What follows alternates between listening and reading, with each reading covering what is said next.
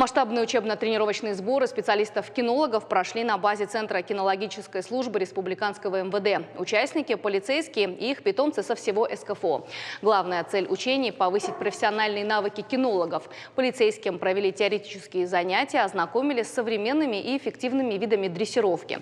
Также сотрудники МВД России оценили работу собак в условиях, приближенным к реальным.